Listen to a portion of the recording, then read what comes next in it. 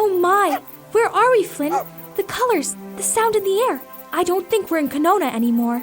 You're not. You're in the land of Iz. Why? You're a scarecrow? That's right. Though you might notice I'm not a very good one. What do you mean?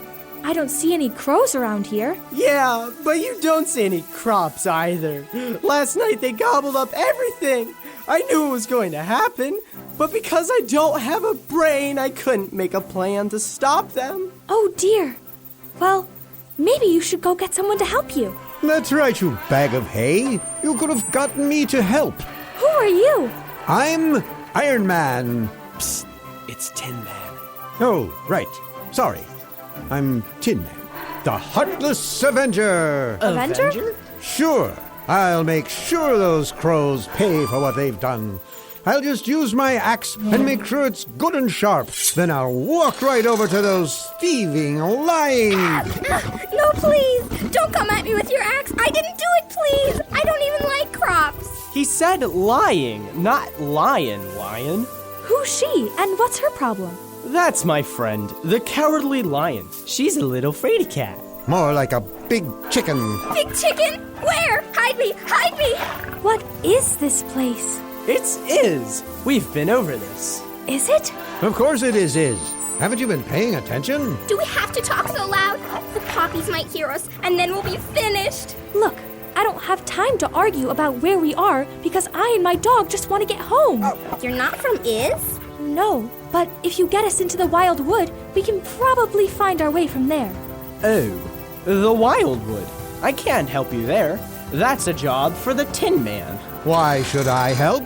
Because you're 3/8 radio on your mother's side. Oh, fine.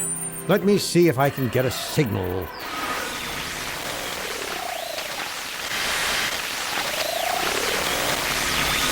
Yes! 3 games in a row. I told you you're no match for me. Rematch? Sure. Hey, kids. The TV working for you? Yeah, thanks for letting us play our video games here, Mr. Jacobs. Laura's been putting me in my place all morning. It's the least I can do. Do you want to play, Mr. Jacobs? Oh, no thanks, Everett. I'm afraid I don't have the reflexes to tangle with the masters. Wasn't Ivy here, too? Yeah, she was listening to the radio. I'll go see what she's up to. Can I be Straw Man this time? Only if I can play as Dot. How's it going, Ivy? Needing some time alone? Hey, Mr. Jacobs. Nah, I was just reading this book. The Wizard of Oz. Nice. You enjoying it? It's a little weird, and it's not like the movie at all. I know what you mean. People had different ideas about what kids liked to read about back in those days. Things didn't have to make sense, and they focused mostly on things that were strange and wondrous. I guess. Are you reading it for school? No. Why? Well, I just figured that since you didn't seem to enjoy the story, you were told you needed to read it for some other reason. Nah, I just figured I'd give it a try. Makes sense. That's as good a reason as any to read a story. Who knows? You might end up liking it by the end. Maybe. Do you mind if I listen to the radio while you read? Not at all.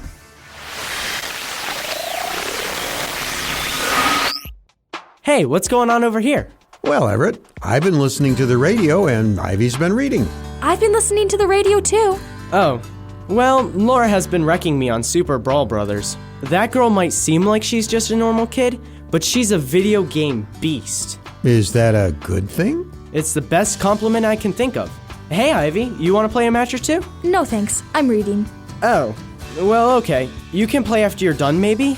Yeah, maybe. Interesting. What's interesting, Mr. Jacobs? Earlier you said you weren't really interested in that book, but apparently you like it more than video games? It's just that I'm not very good at video games. Oh, well, that's not a bad thing. No need to be embarrassed by that. Yeah, well, it's easy for you to say. You're not a kid. When you're a kid, you're expected to be interested in certain things. Video games, card collections, shows about spaceships and cute animals. And if you don't like those things, or aren't the best at them, it's like you don't belong. I think I understand. Wait, they had video games when you were a kid? Well, I'll just say I know what it's like trying to fit in. It's important to feel connected to people around you. It's how God made us. But what's more is you are important because you are different. I'm important because I'm lame? What I'm saying is video games are fun, but there are many other things God has given us to be interested in. Some kids prefer to play sports or put puzzles together or go hiking. It's differences like this that make this world beautiful. If everyone liked all of the same things and you were good at the same things, the world would get really boring. Hey, Ivy, you want to play video games with us? We've got 3 controllers if you want to join us. Actually, Laura, we were about to see if I had a drama script we could act out. We were? Yep, I think I have just the one. I'll be right back. Cool. I love reading drama scripts together. Me too. Want to listen to the radio while we wait? Yeah. And now, from the garage of Lionel Jacobs comes the athletic drama, The Baseball Team, an adapted biblical teaching about the church. Once upon a season, there was a field of dreams, the site of many baseball games between opposing teams. But this poetic drama is about the mighty Herons, a team renowned in all the league. I'm the pitcher, Karen. We've been practicing and training, and we're gonna win the pennant. And we'll keep drilling every day, but that's weather dependent. But as they practiced, the pitcher said, You guys need to work out more. Angela, your outfield work, as the French say, zut allure. But why? I'm the catcher. Angela quipped, offended. If I'm running way out there, you know the game has ended.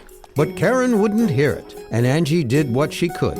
But when it came to fielding hits, she wasn't very good. If you can't run out deep or dive to catch a fly, then we might as well just stay at home and kiss our team goodbye. So that night, Angela decided then and there. If I can't play outfield, then I'm no good anywhere. The day of the next game came, and Angela never showed. The pitcher took no notice until the mound she strode. She looked at the batter, the umpire, and the wall. Wait, I can't pitch if no one's there to catch for me. Play ball!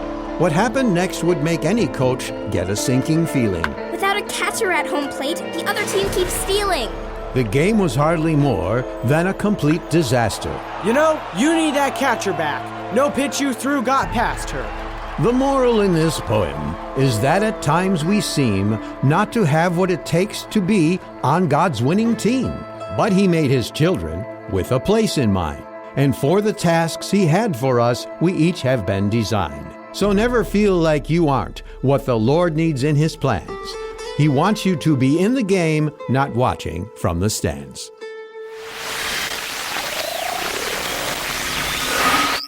Mr. Jacobs, I was wondering about some of the stuff you've been teaching us today. Yeah? What seems to be the issue, Everett? First off, you said that God always has a place in His plan for us.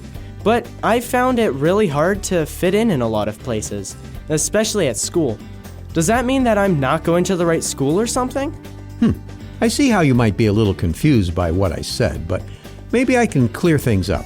The Bible never promises that we will fit in wherever we go. Lots of His most famous heroes in the Bible were just the opposite. Elijah, David, and Jeremiah, 3 of God's greatest servants, were so unpopular that there were actually people out looking to kill them. Wow. I'm glad I'm not that unpopular. Yeah, but if that's the case, then how can what you said earlier be true? Because of what it says in 1 Corinthians 12, where Paul was telling his fellow Christians about how they are all part of God's family, and everyone needs everyone else. So they were trying to figure this stuff out way back then? Apparently. The church had all sorts of people in it, much like today. And this was really new. Some people still thought that they were more important than others, and they were treating them badly. Paul had to remind them that even though they were all different, they had all been saved by the same God. And no one was less important no matter what they were good at, or what they looked like, or where they came from. God had a place for everyone because He designed them to fit into His plan. So all Christians, even us kids, have been made by God to do a job in God's family? That's what it says in Ephesians 2:10, Laura. How can we possibly be any good at doing what God wants us to do? Good question, Ivy. And the simple answer is, we can't. No one, even grown-ups, can do what God wants us to do without His help. That way, when God works through us, He gets all the credit because it was His power the whole time. I'm gonna have to think about this more. Yeah. So Ivy, you want to play the video games now? Honestly, Everett, I'm not really all that good with video games. That's fine. We can do something else. Really? Well, yeah. Can we take Flynn for a walk, Mr. Jacobs? That sounds like fun. Let me go get his leash. Yeah, and I'll turn off the radio.